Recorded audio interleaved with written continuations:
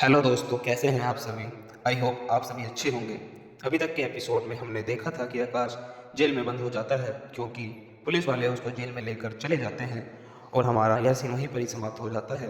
और फिर हमारा आज का एपिसोड जैसे ही स्टार्ट होता है तो हमें मीठी और नानी को दिखाया जाता है जो बस से उतर कर घर की तरफ जा रहे होते हैं।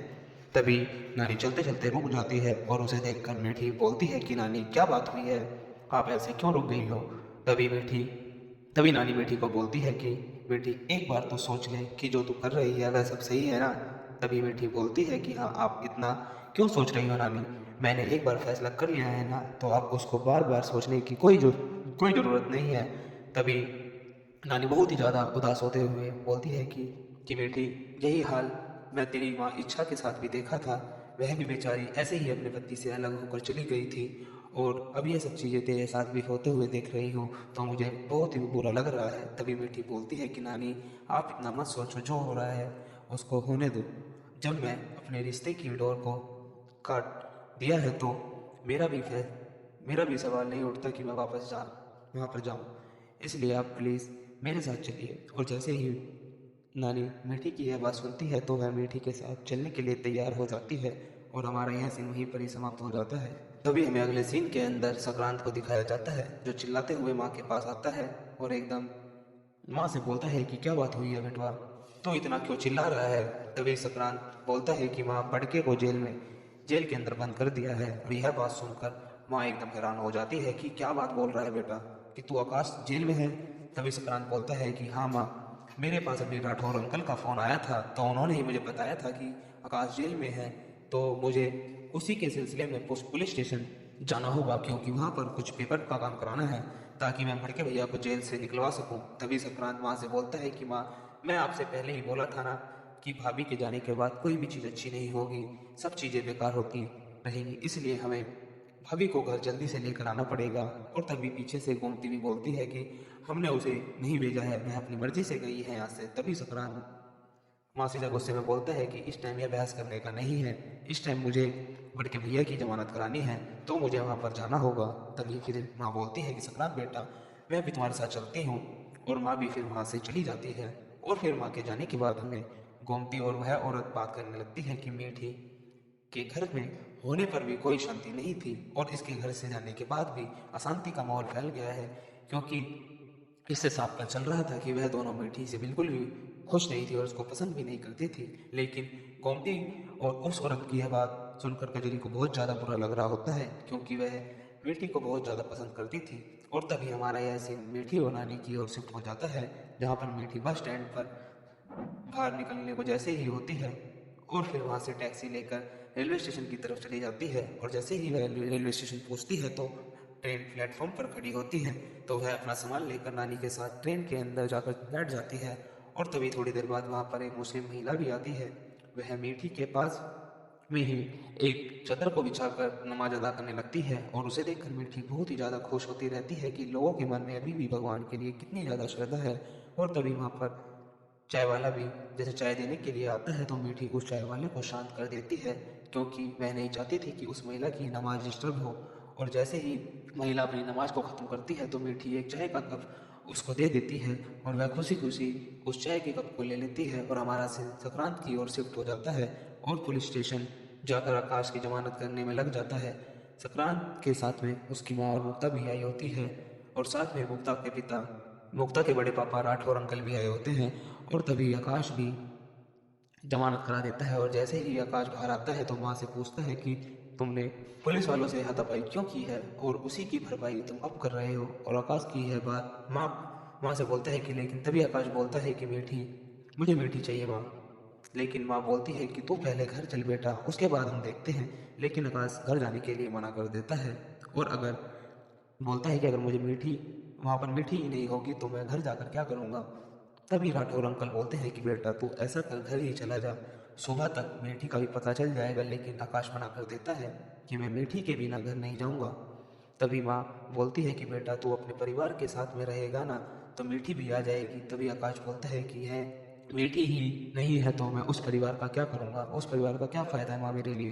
तभी फिर मुक्ता भी आकाश को समझाने लगती है, आकाश तुम चिंता मत करो, ठीक हो, हम कहीं भी उसे ढूंढ कर लेकर आएंगे। यह बात सारे बोलते हैं। जैसे ही मुक्ता की बात माँ सुनती है तो माँ भी बोलते हैं कि हाँ लाला, कि मीठी वो घर हम लेकर आएंगे। और यह बात सुनकर माँ पर सारे बड़े लोग बहुत ही ज़्यादा हैरान हो जाते हैं, क्योंकि माँ ने बोला होता है कि सिर्फ एक मीठी की वजह से यह सब चीज़ें हो रही है। तभी राठौर अंकल भी के साथ में मुक्ता भी हैरान हो जाती है कि मैया ये क्या बात बोल रही है। तभी आकाश माँ को घूर घूर कर देखने लगता है। तभी आकाश माँ को घूर घूर कर देखने लगता है और तभी माँ अपनी बात बदल देती है। और जब वह हमारे घर बिना बताए छोड़कर चली गई है तो उस घर में उसकी कोई जगह नहीं है। तो यह सारी बातें माँ सभी से बोल रही होती हैं और उसे कम से कम अपनी सास को तो बताकर जाना था कि उसे तो बस अपना सामान पैक किया और घर से चुपचाप निकल गई। उसने किसी को भी नहीं बताया कि मैं कहाँ जा रही हूँ। और फिर माँ टोंट मारते हुए बोलती है कि मुझे पता है कि वह किस लिए गई है, क्योंकि वह हमारे बेटवा को बच्चा नहीं दे सकती है, इसलिए वह हमारा घर छोड़कर चली गई है। और जैसे ही यह बात राठौर अंकल और मुक्ता सुनते हैं तो वह भी चौंक जाते हैं कि क्या मीठी बच्चे को जन्म नहीं दे सकती है क्या। और यह सब बातें उनके मन में चल रही होती है। तभी फिर आकाश बोलता है कि मैं मीठी को कहीं से भी ढूंढ कर लेकर आऊँगा, चाहे उसके लिए मुझे कहीं भी जाना पड़े। तभी माँ बोलती है कि उसको कहाँ पर ढूंढेगा बेटवा। तभी आकाश माँ को बोलता है कि माँ मैं एक ऑटो वाले से पूछा था तो उसने मुझे बताया था कि वह जम्मू की बस में बैठ कर गई है और मैं उसे जम्मू में जाकर ये ढूंढ लूँगा, क्योंकि बेटी वहीं पर ही गई है। तभी हमारा यह सीन वहीं पर ही समाप्त हो जाता है और हमें अगले दिन बेटी को दिखाया जाता है जो नानी के साथ में ट्रेन में बैठी होती है और साथ में वह एक मुस्लिम महिला भी बैठी होती है। तभी बेटी उस महिला से पूछती है कि आप मुझे बता सकती हो कि फिदा का मतलब क्या होता है। तभी वह बोलती है कि फिदा का मतलब है कि किसी से प्यार में गिर जाना जिससे आप दिल और जान से प्यार करते हो। और जैसे ही मीठी की बात सुनते था उसमें सुनने लगती है और मीठी की आंखों में भी आंसू आने लगते हैं। और फिर मीठी उस महिला के हाथ में लगी हुई मेहंदी को देखती है तो उससे पूछती है कि आप आपकी नई नई शादी हुई है क्या।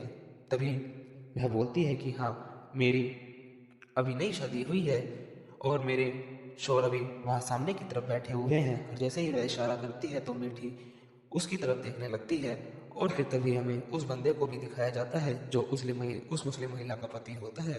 तभी हमारा यह सीन मीठी की तरफ भी शिफ्ट हो जाता है। मीठी अपने साथ में बीती हुई सारी बातें उस महिला को बता देती है कि वह अपना घर छोड़कर अपने पति को छोड़कर क्यों आई है, क्योंकि वह अपने पति को बच्चा नहीं दे सकती थी तो वह इसलिए अपना घर छोड़कर आ गई है। तभी वह मुस्लिम महिला बोलती है कि मैं आपको मान गई दीदी कि आप तो शोहर से बहुत ज़्यादा ही प्यार करती हो और वह भी आपसे बहुत ज़्यादा प्यार करते हैं, लेकिन कुछ गलतफहमियों की वजह से आप दोनों के बीच में तकरार आ गई है। तभी वह मुस्लिम महिला बोलती है कि हाँ, अब आपके पति आपसे इतना प्यार करते हैं तो आप उनको छोड़कर क्यों आ गई हो। तभी मिंटी बोलती है कि मैं खुशी चाहती थी, अगर मैं उनको दूर हो जाऊंगी तो वह जो चीज़ चाहते हैं उनको वह चीज़ मिल जाएगी। तभी नानी भी बीच में बोलती है कि और रोते हुए बोलती है कि बेटा तुम भी अपने खुदा से पूछना कि उन्होंने हमारे साथ यह सब चीज़ें क्यों की हैं।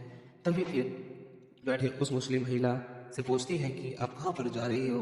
और वह बोलती है कि मैं मेरे पति मुझे जहाँ लेकर जाएंगे मैं उनके साथ साथ वहीं पर ही चली जाऊंगी। और फिर बोलती है कि वैसे तो हम अभी कश्मीर जा रहे हैं। और जैसे ही मैया से बात बोलती है तो उसका पति सारी बातें सुन रहा होता है और वह मन ही मन में सोच रहा होता है कि इन औरतों का तो मैं क्या करूं, बस इन्हें कोई मिले बात करने के लिए और ये बातें करने में लग जाती हैं। मुझे तो लगता है कि अपना मकसद ही भूल गई है ये, मुझे इसको अपना मकसद याद दिलाना होगा। और यह सब चीज़ हमें नहीं मन में ही सोच रहा होता है। तभी हमारी दूसरी तरफ अन्नी उस महिला को पराठा खाने के लिए बोलती है कि वहाँ खा। और तभी वह मना कर देते हैं कि नहीं, मुझे अभी भूख नहीं है। तभी अन्नी बोलती है कि जैसे मीठी कि मैं नानी हूँ तो तुम मुझे अपनी नानी ही समझ सकती हो। और फिर उसको फोर्स करने लगती है कि बेटा कोई नहीं, थोड़ा सा खा लो। और यह देखकर वह लड़की बहुत ही ज़्यादा खुश हो जाती है और सोचती है कि ये लोग कितने अच्छे हैं और फिर उसमें से कुछ खाने लगती है। तभी हमें दूसरी तरफ उसके पति को दिखाया जाता है जो उस चाय वाले लड़के से बहस करने लगता है और उसको बोलता है कि तुम यहाँ से चले जाओ, तो मेरा दिमाग मत खराब करो। और जैसे ही यह बात अन्नी और मीठी सुनती है तो वह बहुत ही ज़्यादा शौक में हो जाती है। तभी वह मुस्लिम महिला उठकर बोलती है कि आप इतना क्यों चिल्ला रहे हो, इस लड़के को छोड़ दो आप। और फिर हमें तभी उसका पति शांत हो जाता है। तभी वह महिला बोलती है